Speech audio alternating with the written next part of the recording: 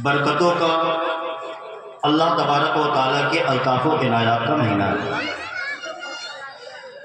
اس پاکیزہ مہینے میں رب تبارک و تعالیٰ نے قرآن مجید کو نازل فرمایا ہے، اور اسی قرآن کریم کی نزول کے ساتھ ساتھ سن 2 ہجری میں اللہ تبارک و تعالیٰ نے روزے بھی مسلمانوں پر فرض فرمایا ہے۔ قرآن پاک کے اندر وارد ہوتا ہے یا ایھا الذین آمنوا کتب علیکم الصیام کما کتب علی الذین من قبلکم لعلکم تتقون، اے ایمان والو تم پر روزے فرض ہوئے جیسا کہ تم سے پہلے والوں پر فرض کیے گئے تھے، اور اس کے فرض کرنے کا سبب یہ ہے لعلکم تتقون، تاکہ تم پرہیزگار بن جاؤ۔ لفظ پرہیزگار یا لفظ متقی، ہم اس لفظ کو جب سنتے ہیں نا تو ہمارے ذہن میں ایک بات آتی ہے۔ میں کچھ کام کی باتیں آپ سے کر رہا ہوں، میں تقریر نہیں کر رہا ہوں، آپ سنیں گے تو میں سمجھتا ہوں کہ ہم سب کے مشترکہ طور پر اس میں سعادت مندی ہے۔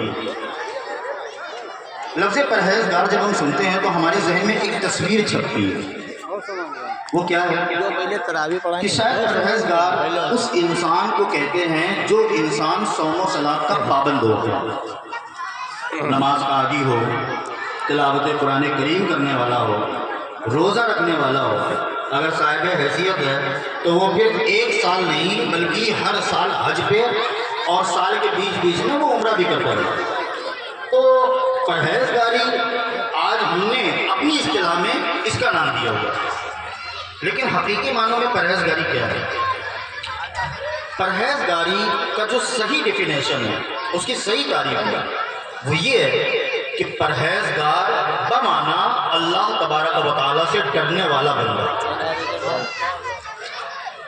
نماز پڑھ رہا ہے تو نماز پڑھ کر یہ ضروری نہیں ہے کہ وہ اللہ تعالیٰ سے ڈرتا ہو، روزہ رکھتا ہے تو یہ ضروری تھوڑی کہ وہ اللہ سے ڈرتا ہو، حج و زکوٰۃ کر رہا ہے تو یہ ضروری نہیں کہ وہ اللہ سے ڈرتا ہو، ورنہ ایک نہیں آپ کی زندگی میں خود ایسی کتنی مثالیں ہوں گی کہ لوگ روزہ رکھنے کے باوجود غیبتوں سے باز آتے ہیں، چغلیاں کرتے ہیں، ایک دوسرے کی برائیوں میں ملوث رہتے ہیں، گانے بازے کرتے ہیں، شور شرابے کرتے ہیں، تو پھر یہ پرہیزگاری کہاں سے بنی؟ نماز پڑھنے والے 5 وقتہ نماز تکبیر اولیٰ کے ساتھ پڑھتے ہیں، لیکن دل میں ایک دوسرے کا حسد لیے پھر رہے ہیں، پرہیزگاری کیسے بن گئی؟ پرہیزگاری کا معنی جس قلب کے اندر اپنے رب کے خوف کو، اپنے رب کی خشیت کو صحیح معنوں میں، اسے ہم پرہیزگاری اور اتقا کا نام دیتے ہیں۔ آپ نے دیکھا قرآن کریم میں حضرت نے پڑھایا، قرآن کریم میں اللہ تعالیٰ فرماتا ہے اِنَّ أَكْرَمَكُمْ عِندَ اللَّهِ أَتْقَاكُمْ، کہ تم میں اللہ کے نزدیک عزت والا وہ ہے جو اتقا ہو، یعنی کہ زیادہ پرہیزگار ہو۔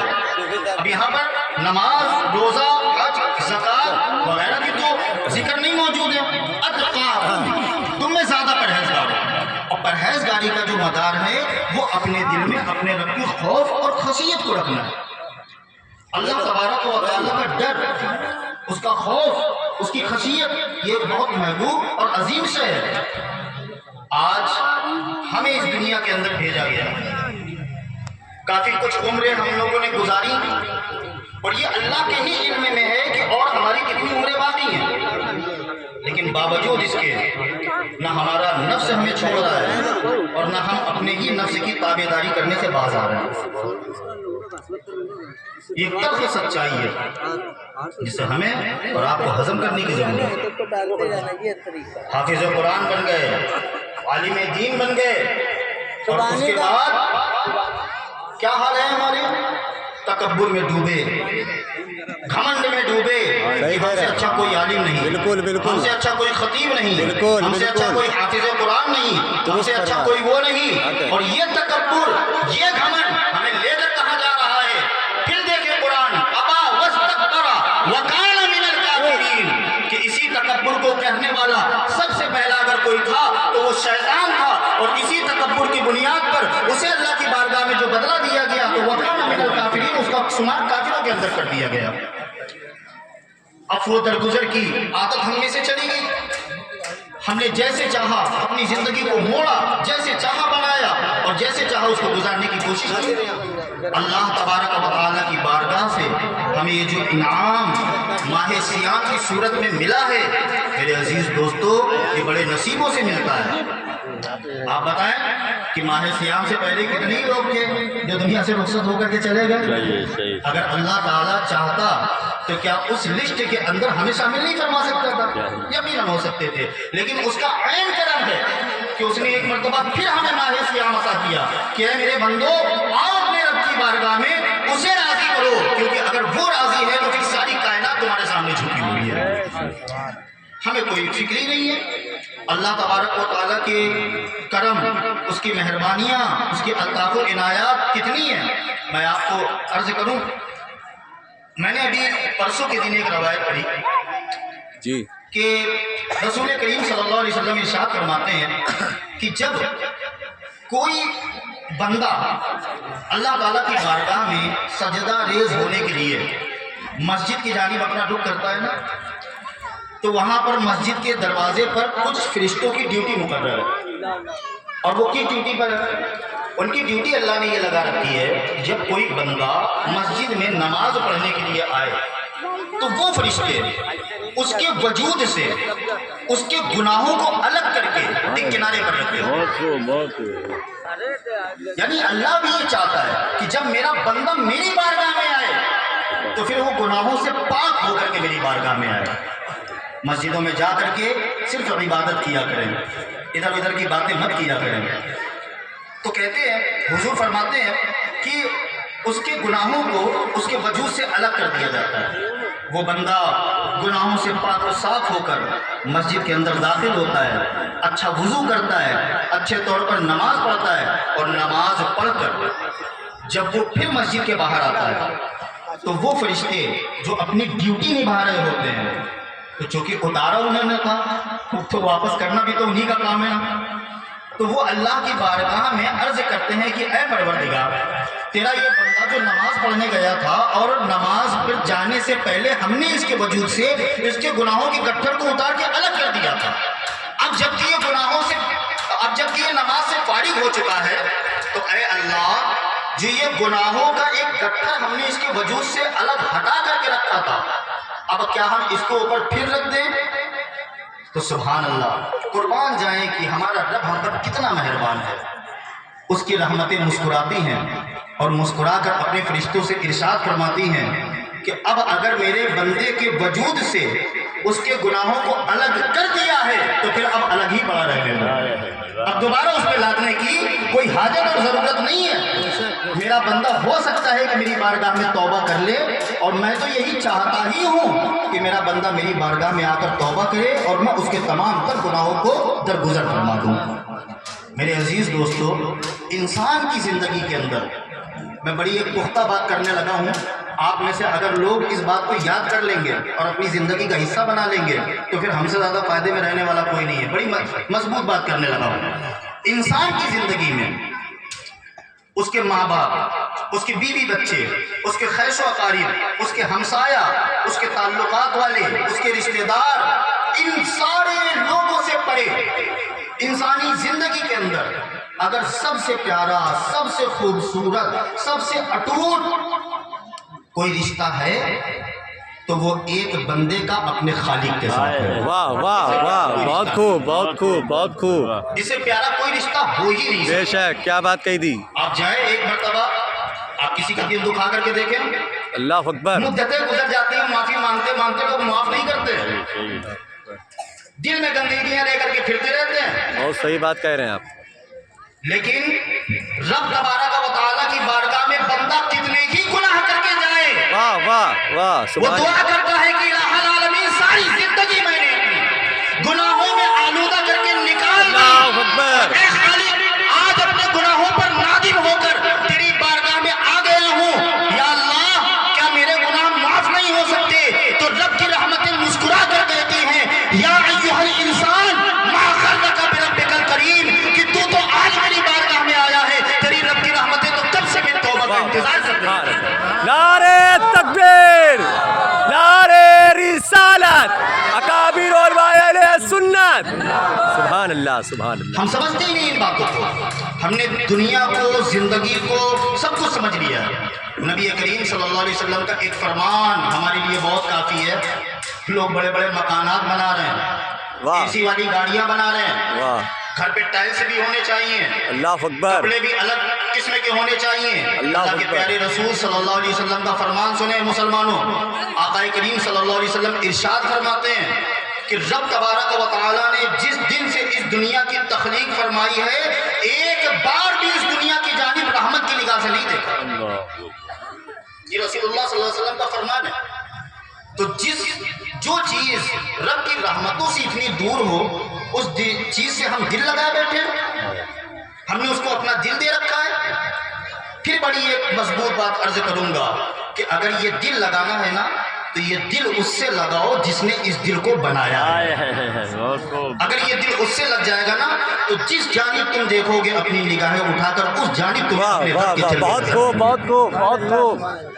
اس لیے میرے عزیز دوستو، اپنے دل میں اللہ کا خوف، اللہ کی خشیت پیدا کرو، کیونکہ ہماری زندگی کا سب سے بہترین اور سب سے خوبصورت سرمایہ صرف اور صرف اللہ کا خوف اور اللہ کا ڈر ہے. اسی سے بندہ، آپ دیکھیں جہنم کیا ہے؟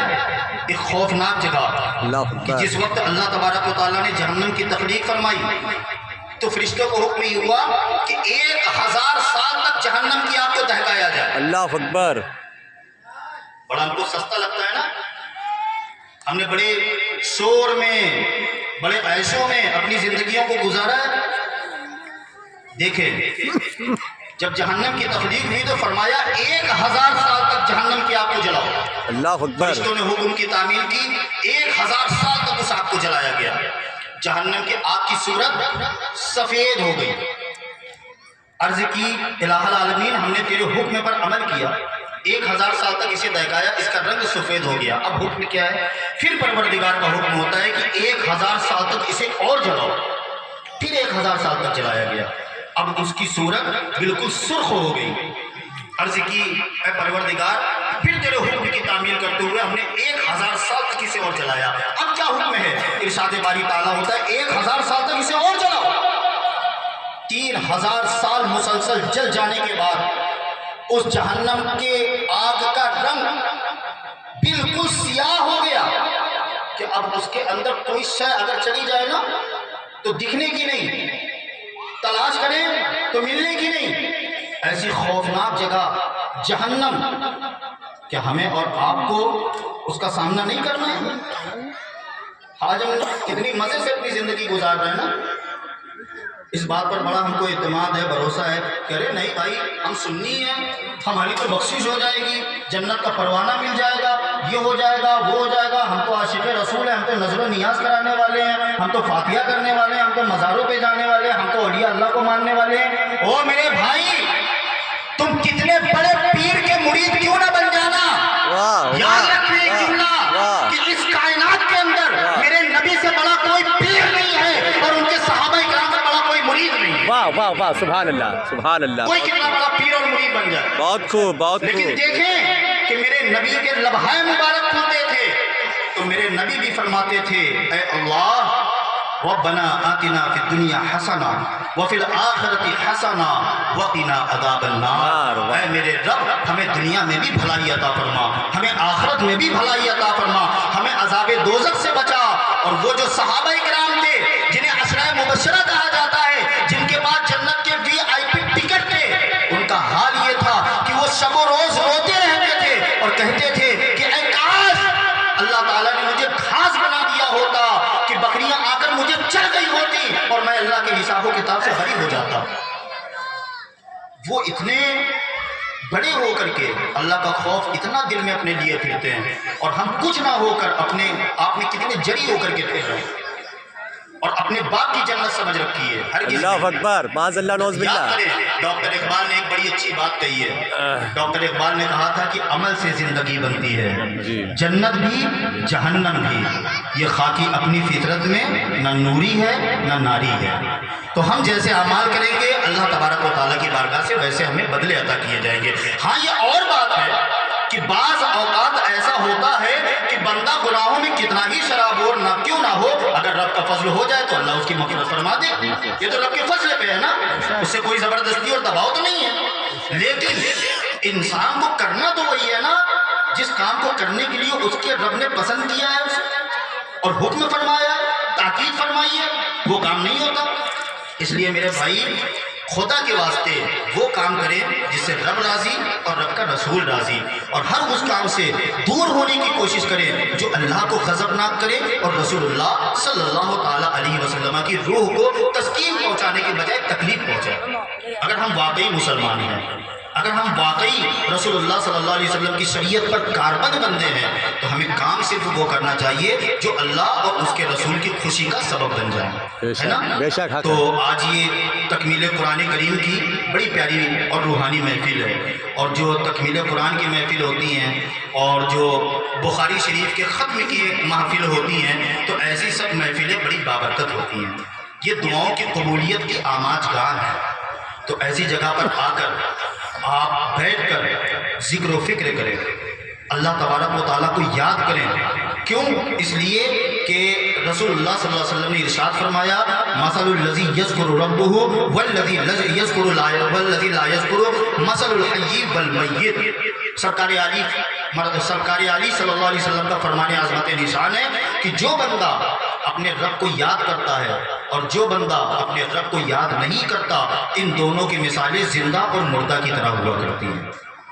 तो गोया कि अगर इंसान दुनिया में रहकर चल फिर रहा है, खा रहा है, सो रहा है, उठ रहा है, घूम रहा है, टहल रहा है, लेकिन अपने रब को नहीं याद करता, तो फिर वो मुर्दों से भी बदतर है। और अगर कोई बंदा अपने खुदा को याद कर रहा है, तो फिर वो दुनिया में ना रहकर अगर ज़मीन के नीचे भी चला जाए ना, तो बज़ाहिर कहने को वो ख़त्म हो जाएगा, लेकिन उसका नाम क़यामत तक बाकी रहेगा। ये रब की बारगाह से उसे इनाम और तोहफ़ा अता किया जाता है। तो अपने अंदर पाकीज़गी पैदा करें, नज़ाफ़त पैदा करें और अपने आप को पहचानने की कोशिश करें। अल्लाह ताला ने हमें अशरफुल मखलूक़ात बनाया है, तो हमें भी चाहिए हम अशरफ ही बनकर के इस ज़मीन पर रहें, खलीस बनकर के अपनी ज़िंदगी ना गुजारें। वरना आज देखें कि हमारे अपने आमाल के सबब आज हमारी दुनिया में क्या हैसियत और क्या औकात है। जिसको समझ में आता है, जो समझ में आता है, कहकर हमको गुजर करके चला जाता है। सही तो कह रहे हैं आप। जहाँ समझ में आता है हमारे खून को पानियों से ज़्यादा सस्ता कर दिया गया है, हमारी दाढ़ी और टोपी को देखकर हमें टारगेट बनाया जाता है। खुदा के वास्ते, अल्लाह के वास्ते, जिस दिन इस कल्ब के अंदर दुनिया की मोहब्बत निकल जाएगी और खुदा का खौफ शामिल हो जाएगा, तो फिर उस दिन हमारा भी हाल वही होगा कि डॉक्टर इकबाल ने हमारी ही मदहो सना करने के लिए जब जबान खोली थी तो कहा था कि मुसलमान कोई ऐसी वैसी कौम का नाम नहीं, बल्कि मुसलमान इस शान का मालिक है कि दस्त तो दस्त है, दरिया भी ना छोड़े हमने, पहले जुल्मात में दौड़ा दिए घोड़े। नारे तकबीर, नारे रिसालत। इसलिए अपनी हकीकत को पहचाने, हम अशरफ हैं और इस धरती पर अशरफ ही बनकर रहें। और जिस दिन हम खालिस अपनी रब की रज़ा चाहकर और उसी के मुताबिक अपनी जिंदगी गुजारेंगे, तो फिर कितनी बड़ी जमातें हमारे सामने हों, इससे फर्क नहीं पड़ता। हिजरत का मौका था, जनाबे उमर फारूक आजम भी तने तनहा थे, लेकिन किसी की जुर्रत नहीं थी कि उमर को हाथ लगा देता। आज भी वो दिन दूर नहीं है। आप देखिए 17 रमजानुल मुबारक की तारीख को जंग के बदर का मार्का हुआ था।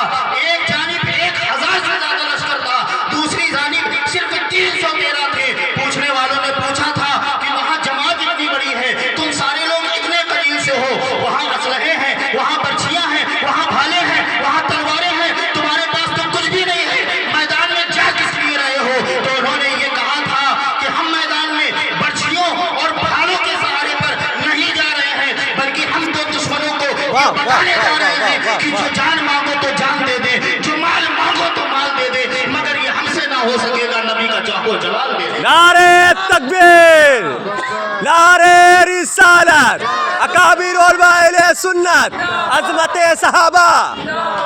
तो हम कम रहें या ज्यादा रहें, इस बात से कोई फर्क नहीं पड़ता। अगर फर्क पड़ता है तो इस बात से कि हम कितने सच्चे और पक्के मुसलमान हैं। تو خدا کے واسطے اچھے مومن بنے، اچھے مسلمان بنے، اور جب ہم اچھے مسلمان بنیں گے تو قرآن کا وعدہ سچا ہے، میرے رب کا کلام سچا ہے۔ رب نے فرمایا وَلَا تَهِنُوا وَلَا تَحْزَنُوا وَأَنْتُمُ الْأَعْلَوْنَ إِن كُنتُم مُؤْمِنِينَ، کہ ڈرنے کی ضرورت نہیں ہے، غم کرنے کی ضرورت نہیں ہے، کامیاب تو تم ہی ہوگے، لیکن شرط یہ ہے کہ ایمان والے بن جاؤ۔ بے شک ایمان والے بنے۔ اللہ تبارک و تعالی ہمیں آپ کو کل امت کو سلامت رکھے، اپنی پناہ میں رکھے، اور ہمارے حضرت نے جو تکمیل قرآن کریم کیا ہے اللہ تبارک و تعالی ان کے زور بازو کو اور بڑھائے۔ پروردگار عالم حضرت کے سننے کو، آپ سب کے سنانے کو اپنی بارگاہ عظیم میں قبول و منظور فرمائے، اور اس ماہ سیام کی برکتوں سے، رحمتوں سے اللہ تبارک و تعالی ہم سب کو محفوظ فرمائے۔ میرے کہنے میں اگر کسی طرح کی کوئی لغزش خطا ہو گئی ہو تو رب تعالیٰ اپنے فضل سے انہیں معاف فرمائے، ہم سب کی حاضریوں کو قبول فرمائے۔ وما توفیق الا باللہ۔ السلام علیکم ورحمۃ اللہ وبرکاتہ۔ وعلیکم السلام۔